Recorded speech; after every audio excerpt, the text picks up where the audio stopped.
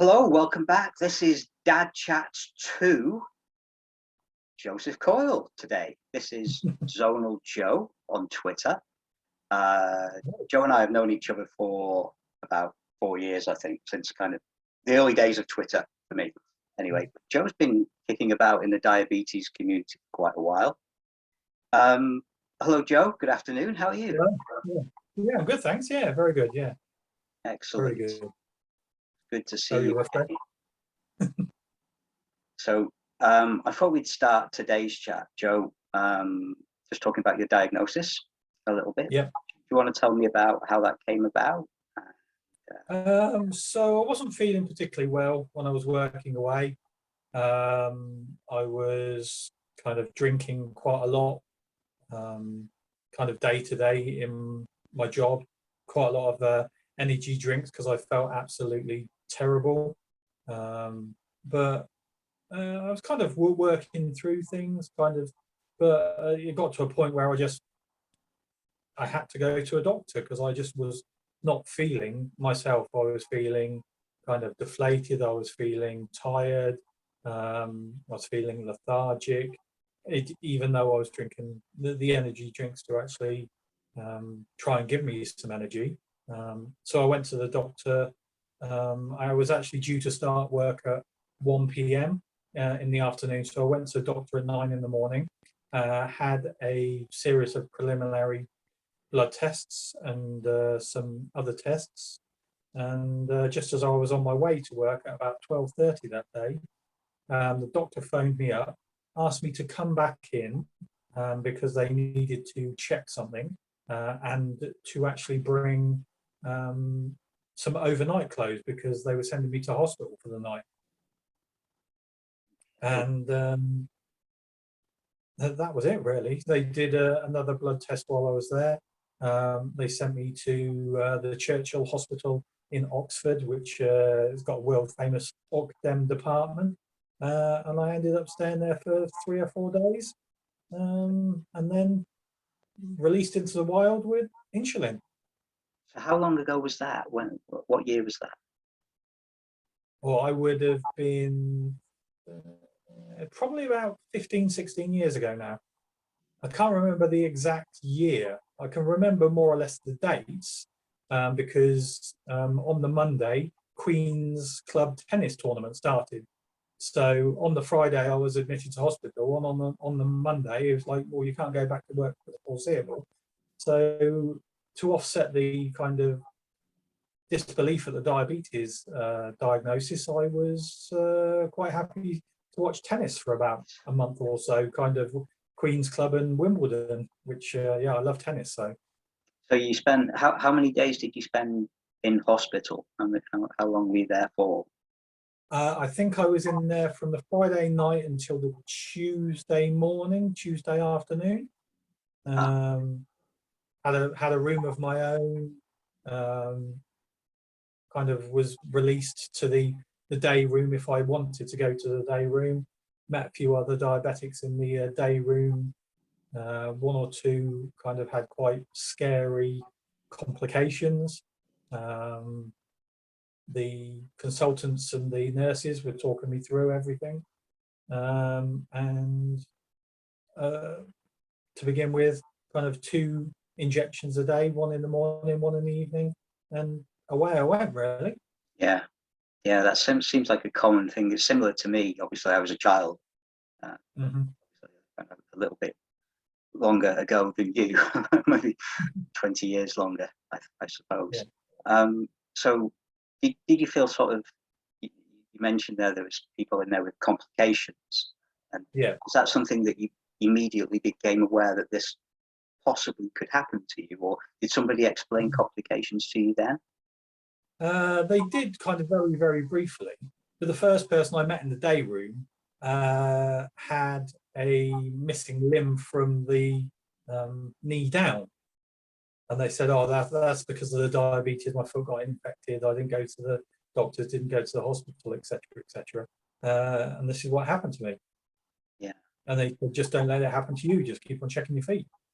Yeah. So it wasn't kind of a doom and gloom thing. It was more of an education thing. It's like, this is what could happen to you if you don't do these things. Yeah. So you took that on board as, okay, I've got to keep checking my feet. That's one thing to be aware as time moves on. Yeah, 100%. It was kind of about educating myself as well, which with the I can't even remember the first kind of diabetes person I followed on Twitter. There was kind of a few people kind of in and around the mix. There was a few people who've kind of drifted out of the diabetes community. There's Ross and Brian, who are still really active in the diabetes community. And they're all kind of, I think it was a case with the diabetes community, rather than education and an understanding of the diabetes, it was more or less, we're in this gang together, we can support each other, even though sometimes, well, quite a lot of the time, we didn't even talk about diabetes. It was just the fact of kind of belonging in that community. It's like, even nowadays, I'm not as active on the diabetes community on Twitter, etc., as I previously was. It's knowing that it's there, just as a backup, because my Twitter is kind of some people's Twitter is kind of quite predefined for what they want. So some people is diabetes Twitter, some people is music Twitter, some people is film, some people are architecture, some people are, but it's actually having the strength of character to actually say, okay, this helps me in this way, this helps me in that way. It's like with music has always been something that I've loved, and kind of it enriches me. And I like sharing that music, which is why I do radio, and kind of with the radio community, obviously that's there as well. And a couple of members of the radio community in the time that I've actually known them, they are diabetic as well, but we don't actually talk about the diabetes, we talk about the radio. So it's taking what feels right from each person and letting that help yourself as well as helping them as well. Yeah. I think we'll get on to music and your work as a DJ quite soon. Just before that, you dip in and out of the Twitter community, I think. Is that fair to say, in terms of diabetes? But, yeah, I think it is. I'm more of a watcher than a tweeter. Okay. Yeah. Sounds fair. And before that, some sarcastic comment or some kind of comment to lighten things a little bit, and then I'm off again. Yeah. Before Twitter, there was a community. Did you mention you had a WhatsApp community? Is that how you began to engage? So the WhatsApp diabetes kind of groups or whatever came as part of. I learned about the Diabetic meetups in London via Twitter, so I went down on a couple of occasions, made friends with a few people, and ended up in WhatsApp groups with those people. That was a case of, it was friends, but it was diabetic friends, so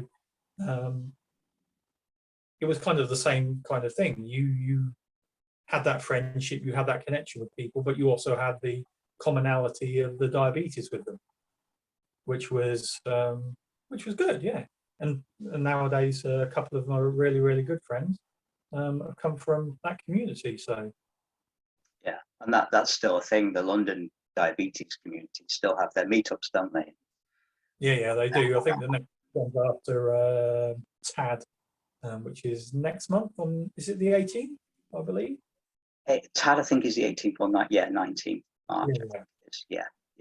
So I won't see you at that one unless you pop along later to the pub. I think that might be a possibility, because the good thing about these events, which are educational, etc., if you don't get tickets, you're always welcome to join everybody afterwards. So if you're in the vicinity, you can just pop over, say hello or whatever. And the good thing about not actually getting tickets is you get a seat at the pub. Yeah, And everybody you else can be first in there. Yeah, exactly. First in for the best bit. Yeah, that's how you and I met.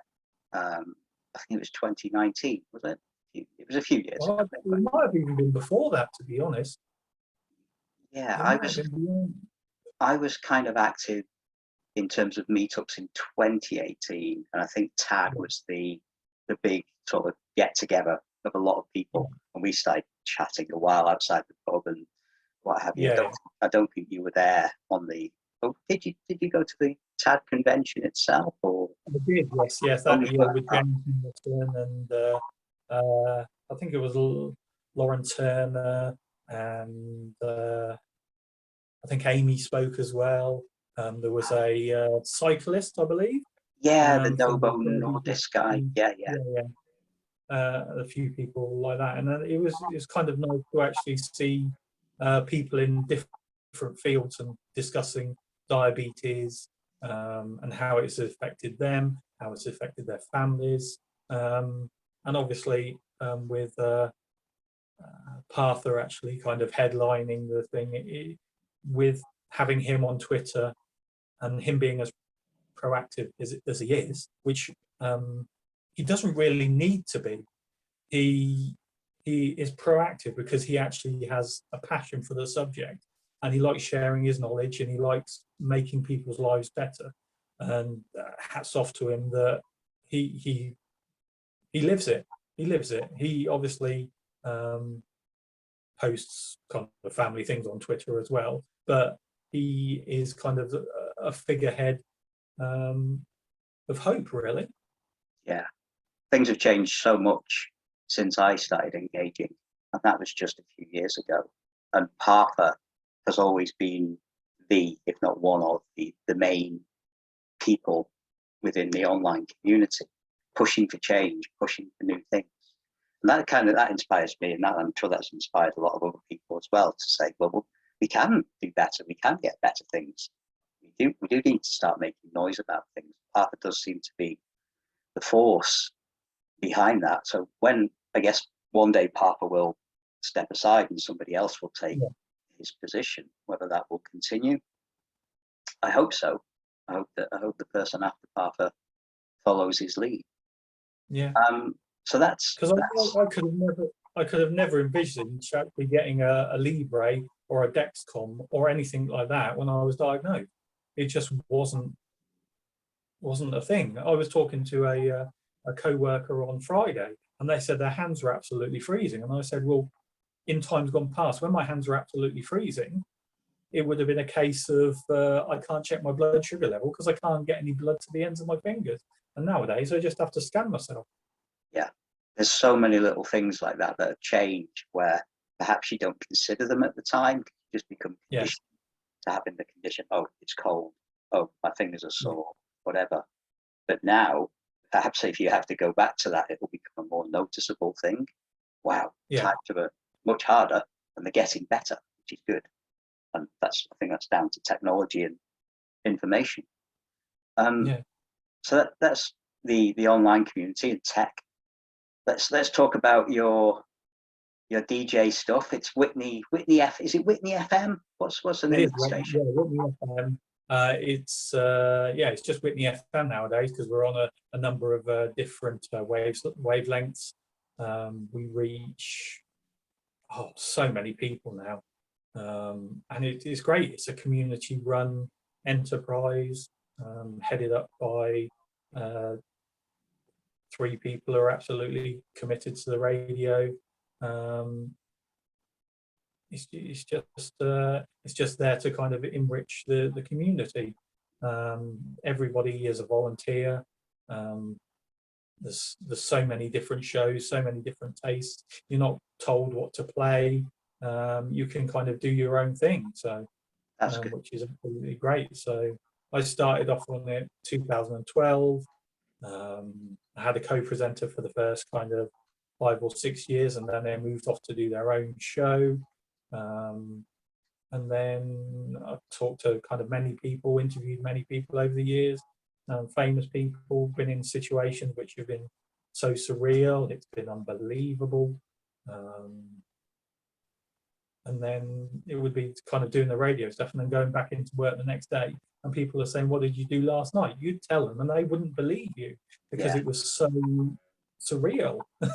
It's like, well, what do you do last night? It's like, well, after work, I went to London and interviewed McFly, or I went to look at criminals, or I went to a charity auction of stuff by Sir Ben Kingsley and met him and interviewed him. And it's like, oh, what do you do at the weekend? It's like, oh, I was at a festival and I was drinking tea, watching tennis with Al Murray. So it was just so surreal, and it's kind of quite enriching. And even I find it surreal. I'm like thinking, did that happen? Did that really not happen? Yeah. So what aspect of that do you find you enjoy the most? You've mentioned a few people there. Is it meeting those people and engaging with them, or just having that sort of, I can play any music I like here, and you get to whatever you feel like at the time? I like the fact that I can grow my shows quite organically, whereas quite a lot of DJs that I know will actually have everything planned to the second. I'm kind of quite footloose and fancy free when it comes to my show. It's like I'll have a fair idea of what songs that I want to play-ish, but if they don't get played, then they don't get played. When I used to do a show with my co-presenter, me and him are very good friends, but we didn't discuss the show at all Monday. Well, our show used to be on a Thursday, so we didn't discuss the show Friday morning through to the next Thursday. Occasionally, he'd message me saying, can we play this song? And I'm like, yeah, fine. But I'd have a list of 30 songs, which I just upload onto the system saying, I'll try and play some of these songs. But if I play 2 or 3 songs and then another song would pop into my head, just as long as I had that kind of area of safety with all of the rest of the songs in there, I could kind of build it and it could evolve as the show was going on, which is great. And it's the same nowadays.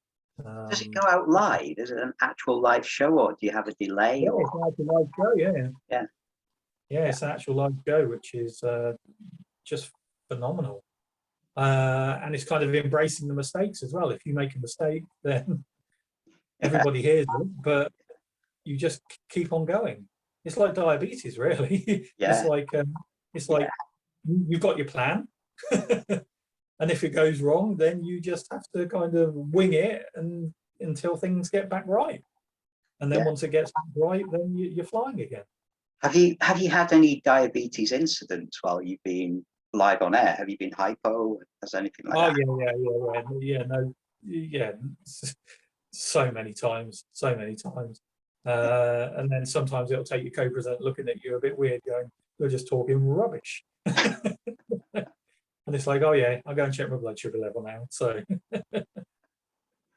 I can't imagine.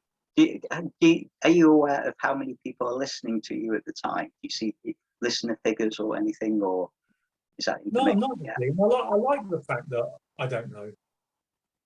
It's like occasionally I'll be out in Whitney where the radio station is, and then somebody will occasionally recognise your voice and go, "Oh, you do this, or you do that," or one of the people who runs the station, they went to their doctors and their doctor said, "Oh yeah, I don't really listen to Whitney radio a lot, but I listen to the guy on a Monday night at 10 o'clock when I'm driving home from a late surgery."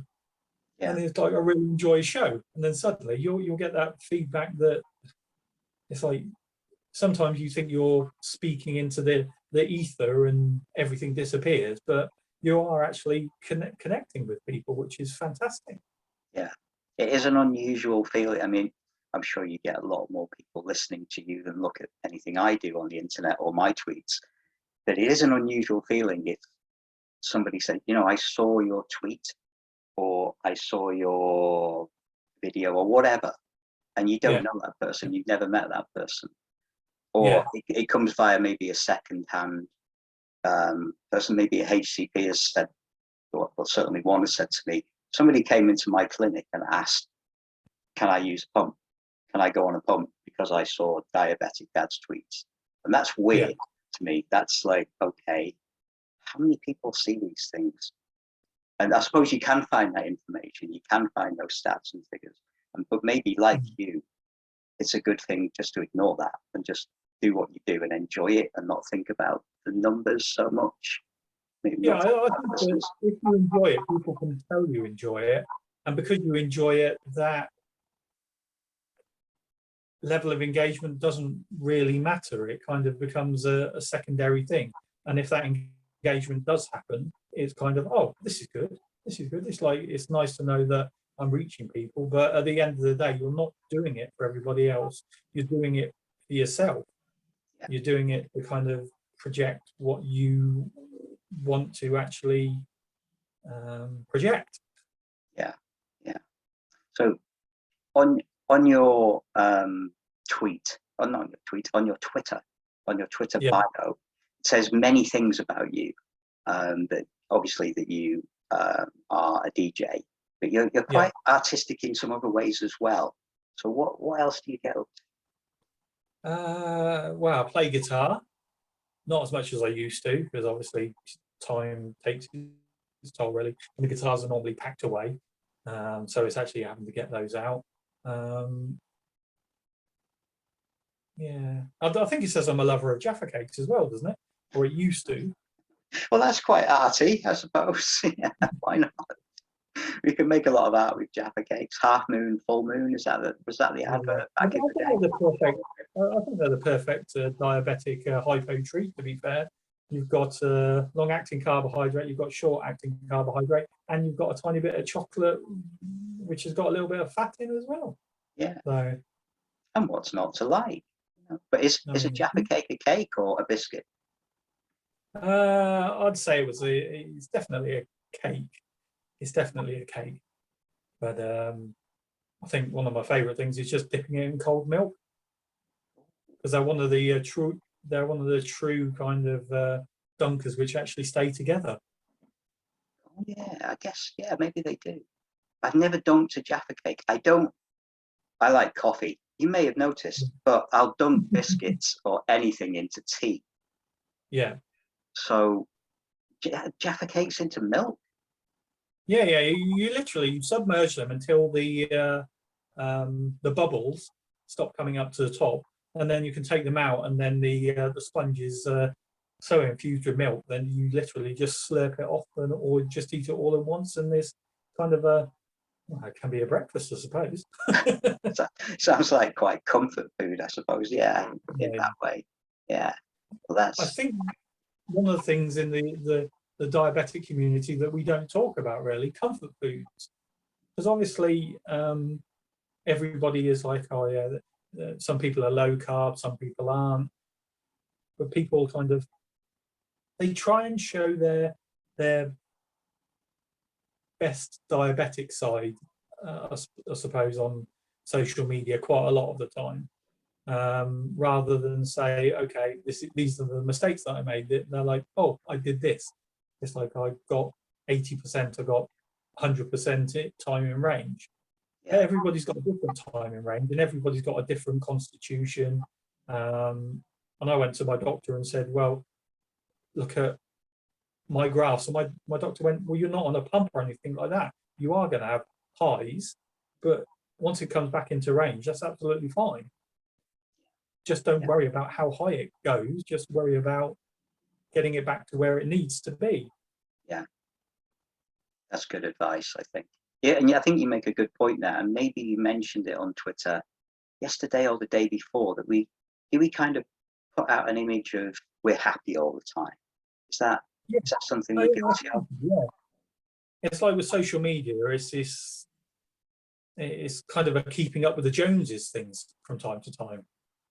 And I think just as people, we need to recognize that everybody is different, but to include that difference, rather than if somebody says, oh, this is my diabetes, is this gone absolutely crazy? Some people look down on that. And I don't think that is particularly helpful. I think that people have to kind of accept that some people obviously struggle, diabetes wise, mentally, physically, etc., etc., etc. And if that person wants to ask for help, they will do. But if they don't, they don't. Is sometimes the judgment is there, which really shouldn't be, because we're all in the same boat. All of us diabetic, you see, and Yeah. everybody's fighting their own part. Absolutely. And we've all got the same aim in life, and that's just to live well and live as long as we can, ultimately. Yeah. I do see what you mean in terms of sometimes it's judgment. Yeah. I think sometimes there's been judgment on people's diets. So even myself, and I don't consider myself to be especially visible or popular, if I tweet a photo of a meal or a snack or something, and that on a couple of occasions people have mentioned how that can be damaging. Cheesy chips gate is one of those incidents. Well, I don't see how anybody would say anything bad about cheesy chips. I mean, we've all got our own tastes and our lives and our diets, and we just live as best as we can. I don't think it's down to anybody else to judge what we eat or how we behave. It's our lives and our diabetes. Yeah, well, somebody on Twitter, I think it was yesterday or the day before, Diabetic posted a picture of a Knickerbocker glory. And my first thought was, that looks nice. I wouldn't mind that. Whereas some people would just go, what are they eating that for? They're diabetic. Yeah, maybe it's just the stigma thing with diabetes that's built up over the years. And I've got diabetes, I can't eat that thing. Maybe if you ever get that paperwork, maybe you were diagnosed a bit later. There was a booklet about how to explain that you had diabetes, and in this booklet it's saying, I didn't get anything like that. You didn't get anything. Oh, okay, then you'll know nothing of this. In that booklet, it explained what to do in the circumstances of somebody that offers you some chocolates or some sweets. Little pictures and little infos, and it ultimately ended in the guy saying to the person that would offer the chocolates to him, "No, thank you, I'm a diabetic," and that was the end of the booklet. Okay, maybe we say that sometimes because our blood sugars aren't perfect and we have to turn down certain things, or we have to bolus or whatever. But I hope that sort of thing doesn't happen now. And it would be no thanks. It wouldn't be no thanks, I'm a diabetic. It would be, yeah, thanks. Oh, I'm a diabetic. I just need to bolus. I just need to take some insulin and eat what you've been offered. So I'm hoping that's changed lately. But maybe all that stigma is built up because of circumstances like that, because of information like that. That maybe older people see things online, they go, "Oh, well, he's a diabetic. Why is he eating cheesy chips? Why is he eating a cake? That's not a thing. He shouldn't be allowed." But maybe it's changed for the better in that way. But in my opinion, the only reason to actually turn down sweets and chocolates is if it's the child catcher from Chitty Chitty Bang Bang. Which some your younger listeners probably won't understand anymore. Which is Don't you feel as you're getting older, your go-to reference points or whatever just confuse the younger generation? Oh yeah, just for fun. Oh, absolutely. Yeah. I'll just make up any kind of fact, especially to my kids. Half of the time they don't believe me anymore because it's just so wild and out there. But yeah, I mean, there's a lot of fun in making stuff up and telling them about stuff that happened in 20, 30 years ago. Well, my son won't be particularly happy about me mentioning this, but he was doing a family quiz and was asked what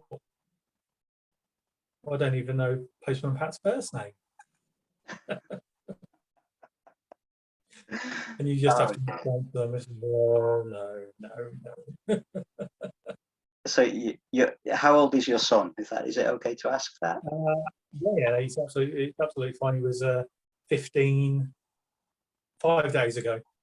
Okay, cool. And does he impact your, not impact, but does he understand your diabetes? Does he understand when you have to stop and deal with the hypos? Does he get diabetes? Does he understand it? Yeah, he gets that. Yeah, he gets that. When he was quite a lot younger, they were having a class on diabetes in his school, and one of the teachers asked what diabetes was. Did any of the kids know what diabetes was? So he put his hand up and he said, yeah, I know what diabetes is. My dad has the good one, the one that you don't inflict on yourself. So obviously I had to educate him into the different types of diabetes after that. But yeah, he does understand, and yeah, he doesn't really let it affect him at all, really. And I suppose for quite a few years when he was really, really young, I tried to inject away from him. But nowadays it's like just hook the t-shirt up, inject, and away you go. So It's just one of those things that happens in day-to-day life, really. That's good. He's kind of used to that. But it actually just showed, doesn't it? Even though your son's 15, he's defining a certain type of diabetes as a good, and not a certain type as a bad. But I guess you leveled him out there anyway. But even modern society, that there's still that sort of confusion, isn't there? That, you know, there's a good and there's a bad, and there's, you know, people that have inflicted it upon themselves and people that didn't do anything to get diabetes. So I feel like that maybe is slowly shifting for the better, but still it goes to show that information must still be there. The thing is, it's all about education in the general public about diabetes as well, because I doubt before you were diagnosed and before I diagnosed, I knew very little about diabetes. And then obviously you get all of that information and suddenly you become enlightened to a certain extent. It's just actually explaining what diabetes is. I'm sure there's a multitude of other medical afflictions, I suppose, that I know nothing about at all. Somebody said to me the other day about endometriosis and endometriosis, and I literally no idea. So I had to go and look it up and try and understand that. And it's like that for the majority of people. Not everybody is a doctor. Not everybody knows the kind of workings of common diseases, I suppose, and common things like that. Yeah, that's a good point. I think maybe we need to maybe just back off sometimes when somebody makes a mistake. Maybe we're sometimes guilty of online, especially piling on. You idiot! You're saying this and you're saying that, and that's not that. And maybe it's just somebody making an honest mistake. We just need a bit of education. That can be more worthwhile than abusing them, I think. So Exactly. Go ahead, Joe. I spoke over you. I suppose it's like with the comedians and stuff to a certain extent. They'll make. I know that diabetes jokes are a lot less common than they used to be, because of the education which is there and people have that understanding. Yeah, absolutely. I think social media gives us a little glimpse of people's thoughts, I suppose, and they feel comfortable behind the keyboard and maybe anonymous to some extent, and that can flow out of them. So perhaps if that does seem to be changing, then that's absolutely a good thing, especially in diabetes. A member of the diabetic community who wants to steal my mother's dog. I shan't mention who she is, but she knows who she is. Okay. Maybe she'll comment on this video and we'll find out. Yeah, I think she will. Yeah, wonderful person. But my mum's got a really cute dog, and she's I'm going to steal him one day. But it's nice. It was nice to meet her and her other half kind of out in the wild and kind of have that interaction with them, even if it was just for a couple of minutes. It's like it's all good to say hi. It's like and smile and kind of shake hands and exchange pleasantries or whatever, because you've had that relationship online with them, and that kind of pots over into real life. It's great. Yeah, it absolutely is. I don't think I've met anybody face to face and thought, ooh, kind of changed my mind about that person. I don't like that person anymore. They've always been the same or better, or like Joe and I, far better looking than what you're watching on here. I think I'll see you in the pub, Joe, Definitely. and that'll be fun. We'll catch up then. But thank you for joining in today. It's been amazing to talk to you. No problem. It's been a pleasure. It's been a long time coming. Yeah. Oh, years actually, hasn't it? I think by now. Yeah. I'm glad to get Harvey and Jules on, but yeah, but maybe we can organise one of those as well, and it's not just me blabbing on, and you can listen to Harvey and Jules and take some questions there. Okay. Well, thanks for that, Joe. I'll catch up with you soon.